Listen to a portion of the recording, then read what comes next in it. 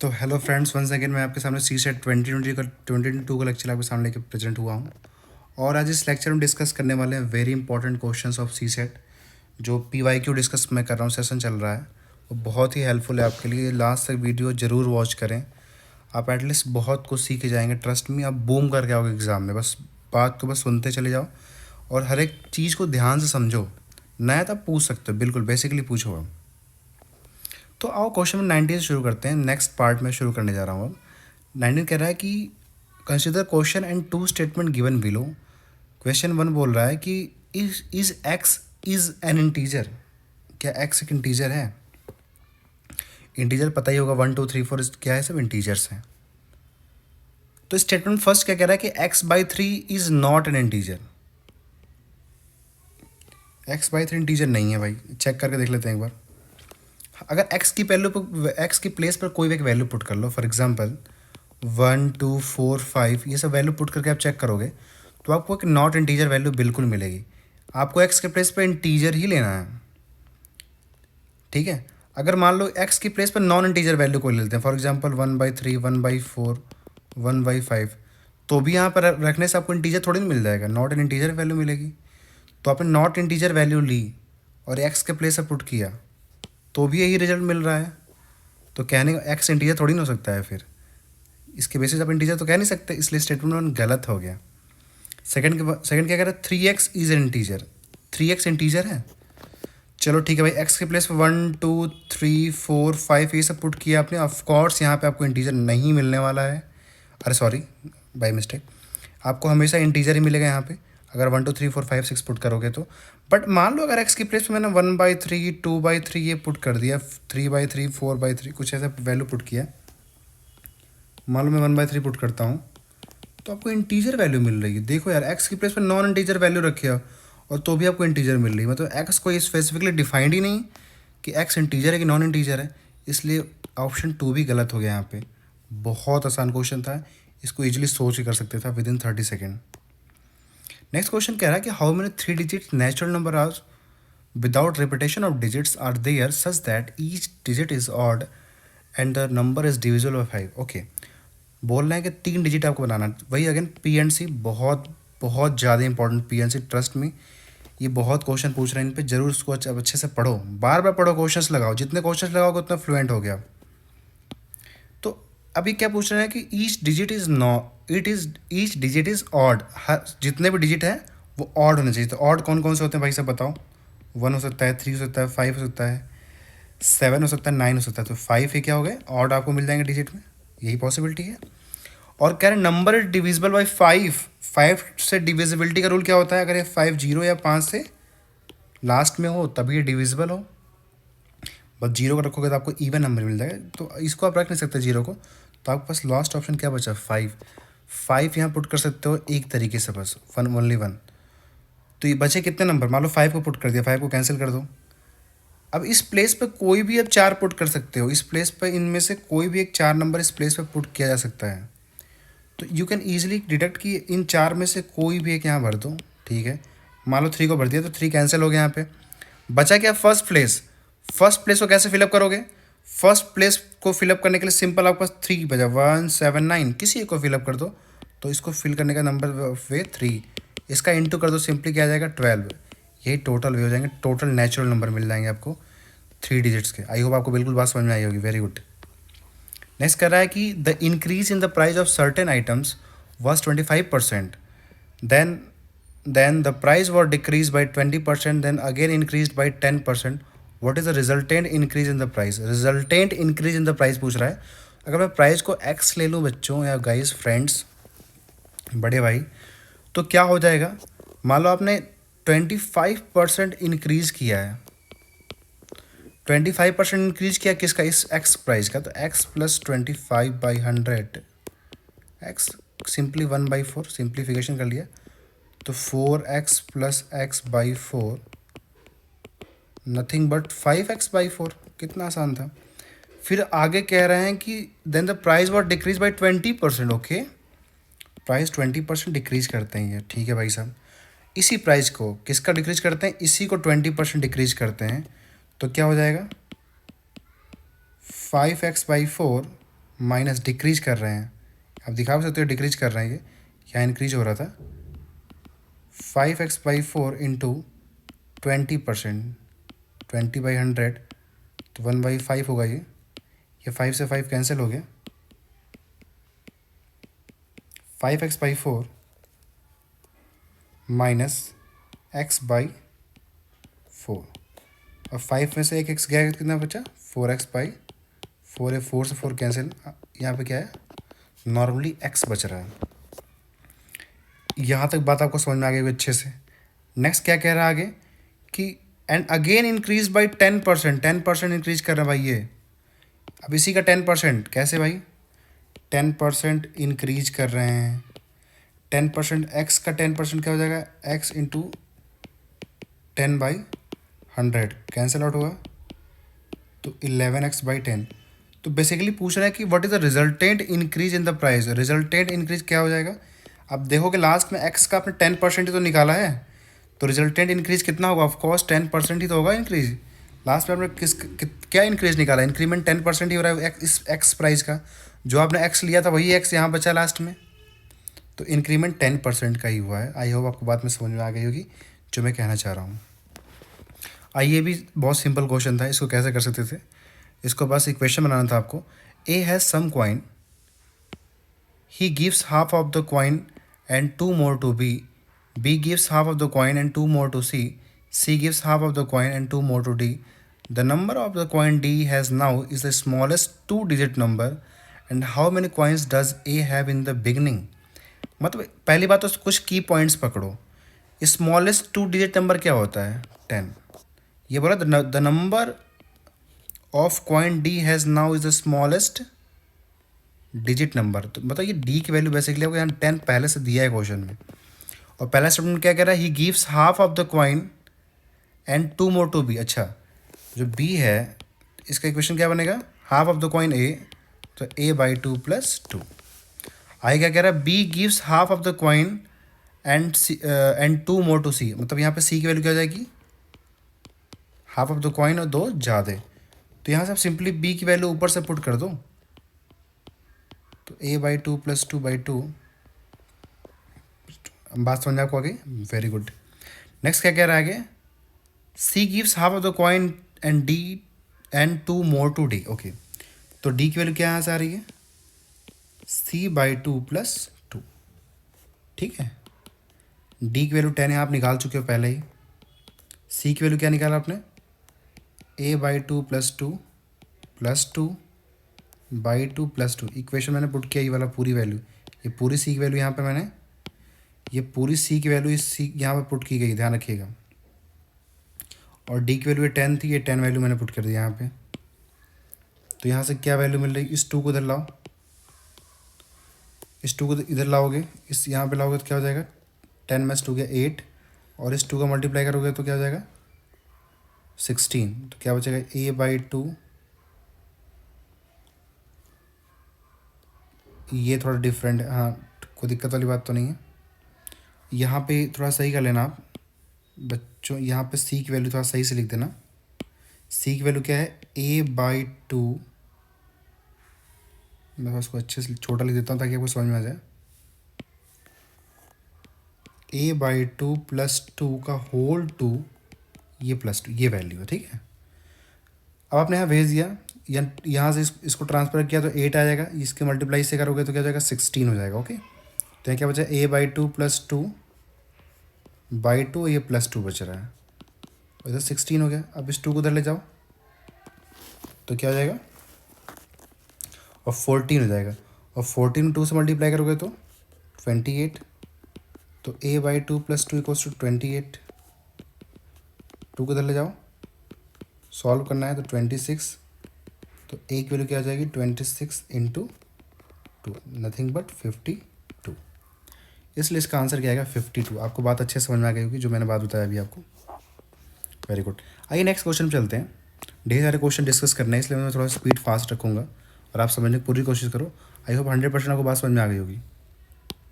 Next question क्या रहा है कि 3 person ABC are standing in a queue, not necessarily in the same order. Okay, there are 4 person between A and B, 7 person between B and C, if there are 11% ahead of C and 13 behind A, what could be the minimum number of person in a queue? Queue में कितने number, Q का मतलब समझो पहले, जो बहुत बच्चे confuse होते हैं व्हाट इज क्यू। क्यू का मतलब कि जैसे मैं अगर वर्टिकल लूँ तो सारे सेम डायरेक्शन में ही होने चाहिए, अगर हॉरिजॉन्टल लूँ तो भी सारे सेम डायरेक्शन में होना चाहिए, इसको क्यू ही बोलते हैं, ठीक है। आइए मैं हॉरिजॉन्टल लेके चलता हूँ, कोई दिक्कत वाली बात तो है नहीं। तो कह रहा है कि देर आर 4 पर्सन, यहाँ शुरू कर, there are 4 person between A and B. तो ए और बी बना लेते हैं, ये ए है, ये बी है, इनके बीच में 4 लोग हैं, 1 2 3 4, ओके ठीक है। 7 पर्सन बिटवीन बी एंड सी। देखो आप आगे भी जा सकते हो, लेकिन आपको यहाँ मिनिमम चाहिए ना, मिनिमम नंबर, तो आपको मिनिमम डायरेक्शन में जाना है। या तो आप 7 आगे ले जा सकते हो, लेकिन पीछे लाओगे तो क्या हो जाएगा, पीछे लाओगे तो एक ये होगा, 1 2 3 4 5 6 7। तो आप इसको अच्छे से लिख के दिखा दो, 1 1 2 3 4 5 6 एंड 7। और यहाँ पे क्या है आपका भाई, सी है, ऐसा बोल रहा है। आगे बोल रहा है कि if there are 11% ahead of C, C से 11 लोग ज़्यादा आगे हैं, सॉरी मैं फिर से कर दे रहा हूँ सही, ये सी है, इसे 11 लोग आगे अहेड ऑफ सी, तो 11 की काउंट करो, 1 2 3 4 5 6 7 8 9 10 11, ऐसे लिखना पड़ेगा आपको। काउंट करो, 1 2 3 4 5 6 7 8 9 10 11, ठीक है। 11 लोग अहेड हैं, और बोल रहा है एंड 13 बिहाइंड ए, 13 बिहाइंड ए है, मतलब ए से 13 लोग पीछे हैं। क्या हो जाएगा यहाँ पे, 1 2 3 4 5 6 7 8 9 10 11 12 13, मतलब इधर 10 लोग हो जाएंगे ना, 3 तो यहाँ हो गया, 1 2 3 इधर हो गया, इधर 10 लिख दो तो आपको, ताकि आपको आसानी रहे। इधर 10 हो गए, और इधर कितने हो गए, 1 2 3 4 5 6 7 8 9 10 11 12 लोग हो गए। तो 10 + 12 नथिंग बट 22, कितने क्यों में आएंगे, 22 लोग क्यों में आएंगे। आपको बात समझ आ गई नहीं है कि 100% समझ में आ गया, क्योंकि आसान क्वेश्चन था ये। नेक्स्ट क्वेश्चन कह रहा है कि if A B and C are those places such that there are 3 different roads from A to B. अच्छा, ए टू बी के बीच में क्या है, 3 डिफरेंट रो बनाई जा रही, एक ये हो गई, एक ये हो गई, एक ये हो गई, ठीक है। आई कह रहा है कि 4 different roads from B to C. अच्छा, यहाँ सी है, यहाँ 4 डिफरेंट, 1 2 3 4, ये 4 डिफरेंट रोड किसके बीच में है, 3 ए के बी में, ए से बी में है, और 4 किसने है, बी से सी में है, ठीक है। And 3 different roads from A to C. अच्छा, ए से सी में भी, मैं कलर चेंज कर देता हूँ, ए से सी में दूसरा कलर लेता हूँ, ग्रीन। ए से सी में भी भाई 3 डिफरेंट रोड जा रही हैं, 1 2 3। तो आगे कह रहे हैं कि in how many different ways can one travel A to C using these roads. कितने टोटल वेज होंगे, 3। देखो यार, आपको सी तक जाना है तो ए से बी आना ही पड़ेगा, फिर बी से सी जाओगे, तो 3 इधर हो गया, 4 इधर हो गया, टोटल इधर कितना हो गया, 12 वेज हो गए। और इधर 3 तो ऑलरेडी आपको पता ही है, तो कितने जाएंगे, 12 3 15 तरीके। तो बहुत आसान क्वेश्चन था, इसको इजीली टैकल कर सकते थे हम। ये क्वेश्चन देखिए, सीरीज को समझनी पड़ेगी। इन अ सीरीज, सीरीज क्या लिखी पहले लिखिए, A B C A B D A B C D E, ये सीरीज चल रही है। तो थोड़ा आपको फील करना पड़ेगा सीरीज कैसे चल रही है। Which letter appear in 100th place, 100वें स्थान पे कौन सा लेटर अपीयर होगा। कोई बात नहीं, पहले समझते हैं। देखो सीरीज कैसे बन रही है, पहले ए है, फिर ए बी हुआ, फिर ए बी सी हुआ, फिर ए बी सी डी हुआ, फिर ए बी सी डी ई हुआ। तो एक एक नंबर बढ़ता जा रहा है ना। तो मान लो इसको मैं बोल दिया, यहाँ 1 है, फिर 2 हुआ, फिर 3 हुआ, फिर अगेन यहाँ 4 हुआ, ये 5 हुआ, ऐसे ही सीरीज जा रही है। तो पूछ रहे 100 प्लेस पे कौन सा डिजिट आएगा, कौन सा आएगा। तो पहले देखो यार, ये नेचुरल नंबर है, 1 + 2 +, ये सम ऑफ नेचुरल नंबर लिखा है। मैं आपको बता दूँ, सम ऑफ नेचुरल नंबर जो होते हैं, सम ऑफ नेचुरल नंबर, ये फॉर्मूला नोट कर लेना आप, n+1/2 होता है। आपको n की प्लेस पर वैल्यू पुट करनी होगी, उसके बाद फील करना होगा कि 100th प्लेस पे कौन सा नंबर आएगा। मान लो n की प्लेस पे आपने 10 पुट किया, तो क्या हो जाएगा 10 n की प्लेस पे 10+1/2, नथिंग बट 10 × 11/2, ये 5 से कैंसिल हो गया, 11 5 जा 55। तो 55 तो नहीं पूछा, नहीं हमसे पूछा है 100th प्लेस पे, ये 55 तक आप पहुँचे हो। अगर n की वैल्यू 13 रख दोगे तो क्या हो जाएगा भाई 13, और 13+1, n की प्लेस पे 13 रखा है /2, 13 × 14/2, ये 7, और 7 13 7 जा 91। हाँ ये देखो आप 100 के करीब पूछ रहे हैं, 91th प्लेस तक आप पहुंच चुके हो। अगर आप जैसे यहाँ 14 यूज करोगे, 14 जैसे ही करोगे तो 91+14 क्या होगा, 100 से ज़्यादा चला जाएगा, आपको उतना चाहिए नहीं। तो ये बता रहा है जो जो नेक्स्ट डिजिट शुरू होगा, अब यहाँ से ए ही शुरू होगा, ठीक है। अब जो 92 होगा वो ए ही होगा, क्योंकि 14 जैसे ही लोगे काम गड़बड़ हो जाएगा। तो कितने नंबर, कितना चाहिए 100 प्लेस के लिए, प्लस आपको 9 और ऐड करना पड़ेगा, तो आपको 100 प्लेस की वैल्यू मिल जाएगी। तो 92 ए हो गया, तो 93 बी हो जाएगा, सी 94, डी 95, ई 97, 92 93 94 95 96 97 98 99, और 100 प्लेस पे क्या आएगा, आई। बहुत बढ़िया, 100 प्लेस पे क्या आएगा, आई। ऐसे आपको बना के चेक करना पड़ेगा, और आपको देखना पड़ेगा कि इस एन की वैल्यू पर रखने से किस प्लेस पर हम 100 पहुंच सकते हैं इजीली। क्योंकि अगर आप 14 अगर ऐसे यहाँ प्लेस पर रखोगे तो आपको 100 से ज़्यादा नंबर मिल जाएगा, जो कि गलत होगा। आई होप आपको बात क्लियर होगी, अच्छे से क्लियर होगी। ओके, तो नेक्स्ट क्वेश्चन चलते हैं। कह रहा है कि the letter A B C D E are arranged in such a way that are exactly two letter between A and E. How many such arrangement are possible? Okay, आपको A B C D E इसका arrangement करना है, और कह रहा है कि इन ए सच वे, इस तरीके से कि exactly 2 letter between A and A. Okay, कितने प्लेस हैं आपके पास पे, काउंट करो, 1 2 3 4 5, तो 1 2 3 4 एंड 5, 4 ही हैं। और ए और ई के बीच में 2 का गैप होना चाहिए। अगर ए यहाँ पर लिख दिया, 2 को छोड़ोगे और यहाँ ई लिखोगे, इसको छोड़ना पड़ेगा आपको, क्योंकि 2 का गैप चाहिए। और क्या तरीका हो सकता है, मान लो आपने ए को यहाँ लिख दिया, तो ई को यहाँ लिखना पड़ेगा, बिकॉज 2 का गैप चाहिए, तो इसको छोड़ना पड़ेगा आपको। और क्या तरीका हो सकता है, 1 2 3 4 5, आप ई को यहाँ लिखो और ए को यहाँ, सॉरी यहाँ नहीं लिख सकते, बिल्कुल नहीं लिख सकते, आपको ये 2 प्लेस छोड़ना पड़ेगा। और क्या तरीका हो सकता है, 1 2 3 4 5, ई को यहाँ लिखो, ए को यहाँ लिखो, अगेन आपको ये 2 प्लेस छोड़ना पड़ेगा, 2 का गैप होना ही चाहिए। तो बचे कितने नंबर आपके पास, इसमें रिपीटेशन अलाउड बोल रहा है, there are exactly two arrangement are possible, ठीक है। इसमें कुछ नहीं बोल रहा है, तो हम कुछ नहीं कर सकते भाई इसमें, ठीक है। तो बचे कितने नंबर, ए और ई को छोड़ के बचे कितने, बी सी डी। तो इस प्लेस को 3 तरीके से भर सकते हो। इसको बचा, अगर कोई एक भर दिया तो छोड़ दोगे, मान लो यहाँ पर तुमने ए को भर दिया, तो बचे कितने, 2 ही नंबर बचेंगे ना। जैसे ए और ई तो फिक्स हो गए, इसको हटा दो, ख़त्म कहानी इनकी। मान लो इस प्लेस पर, इस वाले प्लेस पर आपने बी को हटा दिया, तो बचे सी और डी ही ना। तो 2 तरीके होंगे भरने के यहाँ पे। अब 2 तरीके यहाँ भर दिए, जो भी एक नंबर भरो, मान लो सी भर दिया आपने यहाँ पे, तो एक ही तरीका बचा डी, वो यहाँ भरोगे, सबका मल्टीप्लाई कर दो, 3 2 जा 6, टोटल में कितना आ जाएगा इसका, 6। सिमिलरली यहाँ पर भी 3 तरीके से भर सकते हो, यहाँ 2 तरीके से, यहाँ पे 1 तरीके से, ये भी कितना होगा 6।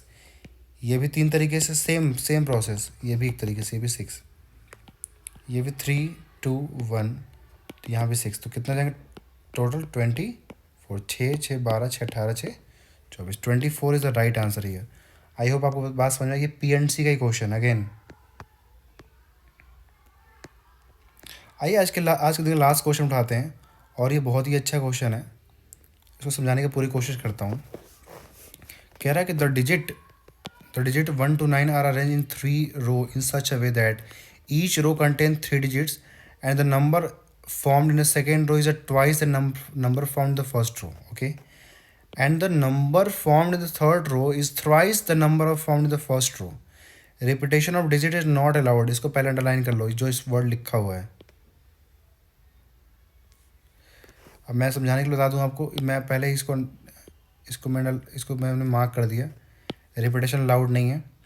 कह रहा है if only 3 of the 4 digit, अच्छा, if only 3 of the 4 digits 2 3 7 9 are allowed to use, अच्छा यही यूज करना है, allowed to use in the first row में आपको ये 2 3 7 9 यूज करना है।